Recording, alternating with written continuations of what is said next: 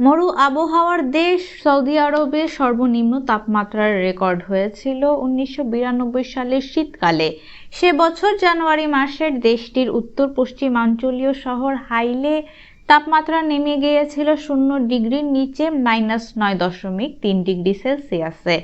ওই সপ্তাহের পুরো সময় তাপমাত্রা -4.4 ডিগ্রির মধ্যে ওঠানামা করেছে। গত ডিসেম্বরের 20 তারিখের পর থেকে এখন পর্যন্ত দেশটির আবহাওয়া যে পরিস্থিতি, তাতে 33 বছর আগের সে রেকর্ড ভেঙে যাওয়ার পরিস্থিতি দেখা দিয়েছে। শুক্রবার সামাজিক যোগাযোগ মাধ্যম এক্সে এক বিবৃতিতে সৌদির আবহাওয়া দপ্তর ন্যাশনাল সেন্টার ফর মেটেরোলজি জানিয়েছে, সামনের দিনগুলোতে দেশটির তাবুক, আল-জৌফ সহ পুরো উত্তরাঞ্চল এবং উত্তরাঞ্চলীয় সীমান্তে তুষারপাত ঘটবে।